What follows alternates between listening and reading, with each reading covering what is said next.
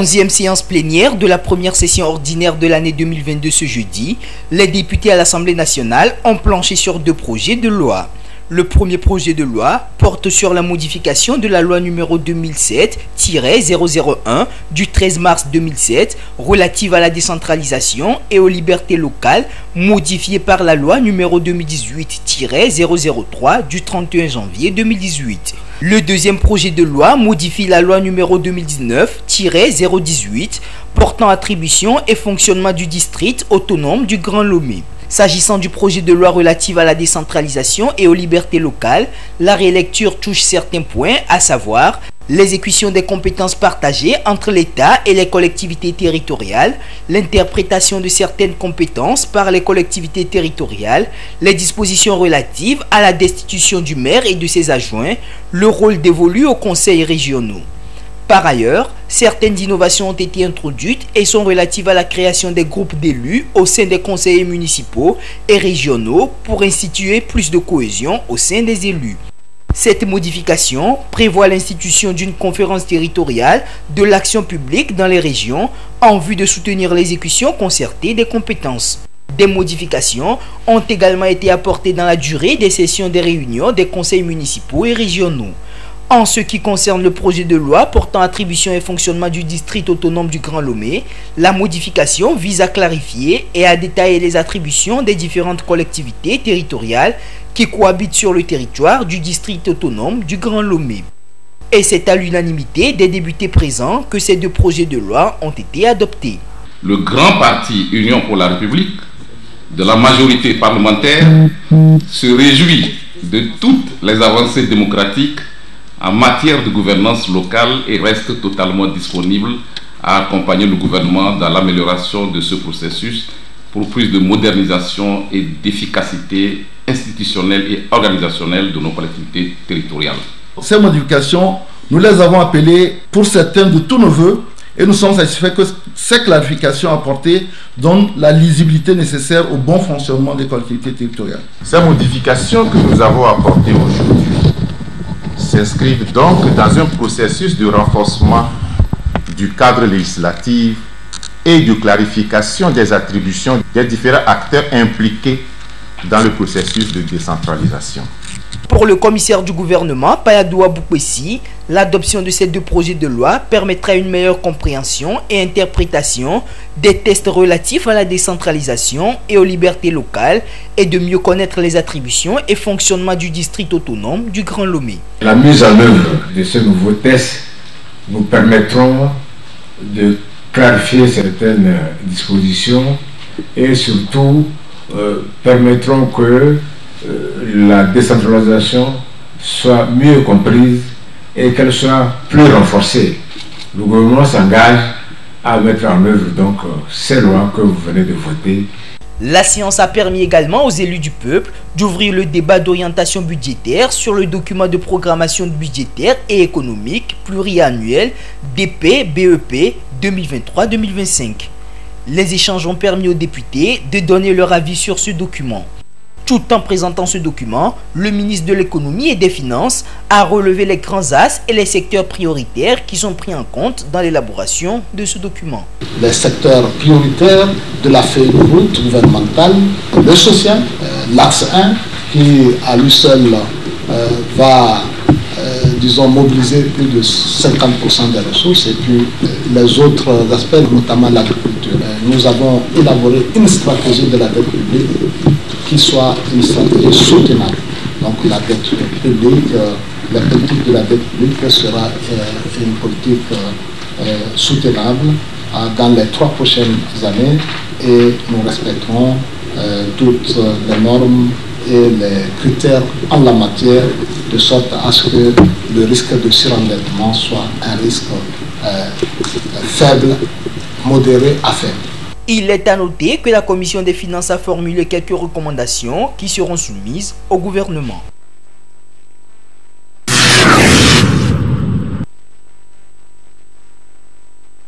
Clôture ce jeudi de la première session ordinaire de l'année 2022 qui était ouverte le 1er mars dernier à Kara. Après 4 mois de travaux législatifs, c'est l'heure de dresser le bilan des activités menées. C'est un bilan satisfaisant avec l'adoption de plusieurs projets de loi selon la présidente de l'Assemblée nationale.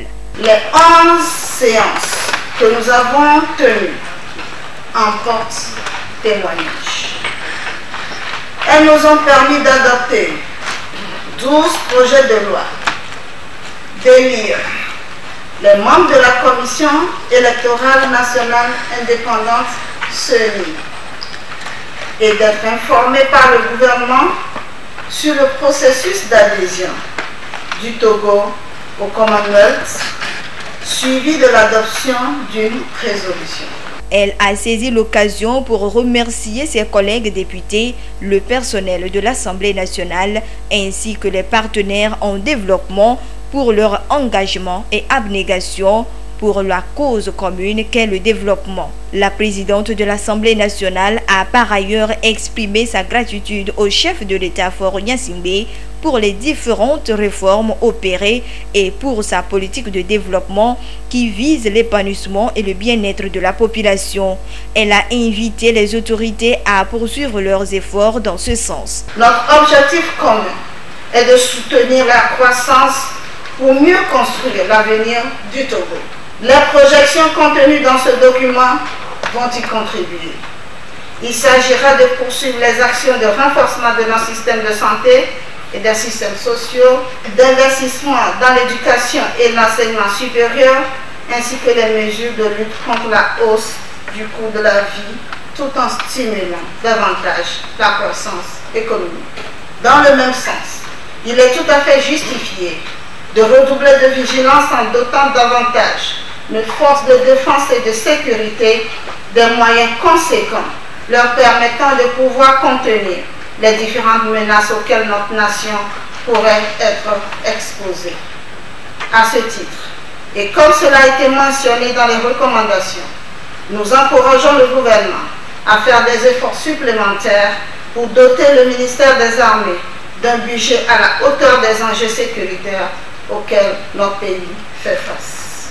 C'est pour moi, ici, l'occasion de rendre un hommage mérité à son Excellence M. Faure Esazibna Gnassingbé, président de la République, pour les orientations stratégiques qu'il ne cesse de donner au gouvernement pour un pilotage avisé des politiques publiques permettant de faire face avec courage et détermination aux besoins de la population togolaise, surtout des plus vulnérables, dans un contexte de crise multidimensionnelle. La présidente de l'Assemblée nationale a indiqué la disponibilité de son institution à accompagner le gouvernement dans sa politique de développement.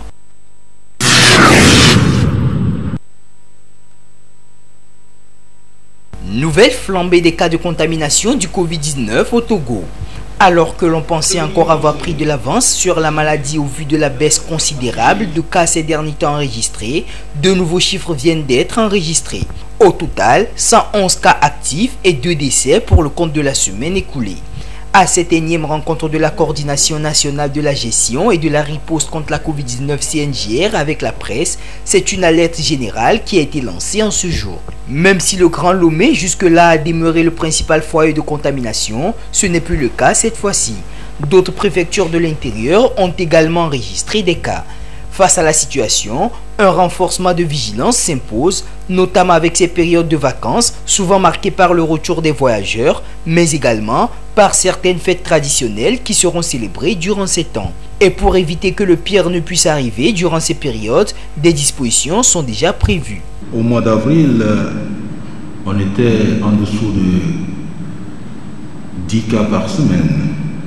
Si je prends l'exemple du 13 avril au 19 avril, on a 29 cas. La première semaine du mois de mai, nous avons noté 47 cas. Et la semaine qui a suivi, ce sont 8 cas. La semaine dernière, nous sommes à 61 cas. Et cette semaine, nous sommes à 111 cas. Ce qui veut dire que les cas augmentent de façon progressive, mais permanente. Et aussi, ces cas augmentent, c'est vrai. Il y a eu des hospitalisations, 2 ou 3 hospitalisations par semaine, et que cette semaine, nous avons noté 2 décès.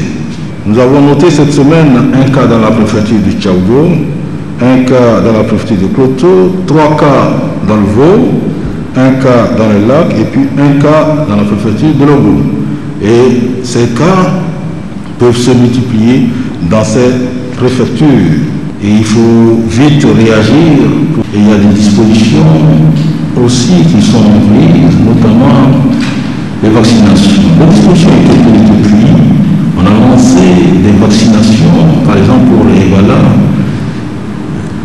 Au niveau du comité local, les vaccinations par canton. Mais la crainte, c'est simplement ceux qui vont venir de l'extérieur. Pour cela que nous avons les centres de vaccination pour vacciner, mais aussi il y aura, que ce soit la force GMS, qui sera là pour conseiller les gens de porter les masques, les visiteurs, mais aussi se désinfecter les mains. Et ceux qui vont participer maintenant à la fête, eux, on les conseille simplement de faire les tests avant. Le virus cause moins de dégâts ailleurs à cause de l'engouement autour des mesures restrictives et de la vaccination surtout, a précisé le coordonnateur de la CNJR, le médecin colonel Djibril Mohamed, à cette conférence. Occasion saisie donc pour convier la population au bon geste, à savoir le respect des mesures barrières et la vaccination. La vaccination ne progresse pas correctement parce que depuis un mois, nous avons pu vacciner que 28 557 doses. Donc c'est très très faible. L'alerte sur la nécessité de rester vigilant. Et ceci en matière de respect des conditions d'hygiène minimales afin de nous éviter une nouvelle vague de Covid-19. Nous devons absolument nous rappeler les bons gestes. C'est le port de masque que tout le monde porte, mais aussi c'est le lavage des mains et surtout la vaccination. Le virus cause moins de dégâts ailleurs à cause de l'engouement autour des mesures restrictives et de la vaccination surtout, a précisé le coordonnateur de la CNJR, le médecin colonel Djibril Mohamed, à cette conférence. Occasion saisie donc pour convier la population au bon geste, à savoir le respect des mesures barrières et la vaccination. Chacun est donc appelé à prendre conscience de la situation et à suivre les recommandations des autorités afin d'éviter que l'on en arrive à une hécatombe.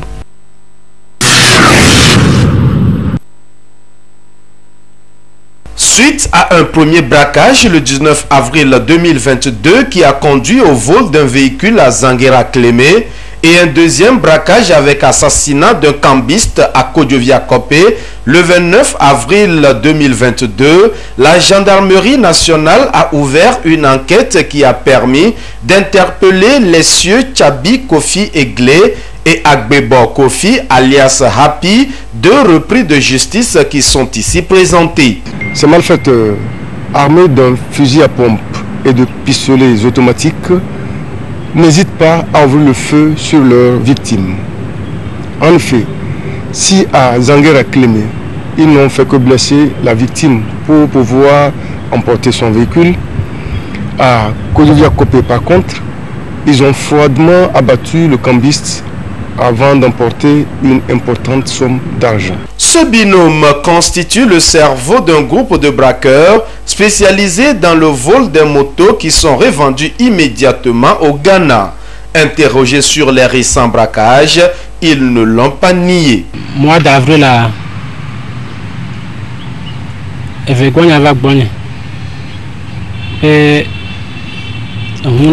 au mois d'avril passé, nous avons mené une opération de braquage ayant occasionné un vol de voiture que nous avons convoyé au Ghana.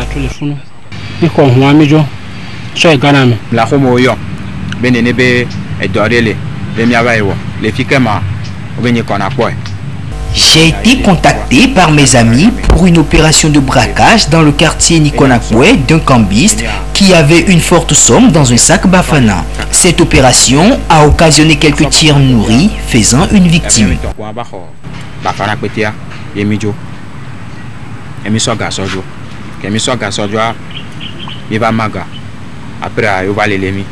Ils seront présentés au procureur de la République près le tribunal de première instance de Lomé pour groupement de malfaiteurs, vol et complicité de vol aggravé et détention illégale d'armes à feu et de munitions. Tout en poursuivant les investigations pour interpeller les complices en fuite, la gendarmerie nationale remercie les populations pour leur parfaite collaboration et les appelle à aider davantage les forces de l'ordre dans leur mission noble de protection des personnes et des biens en dénonçant ces criminels.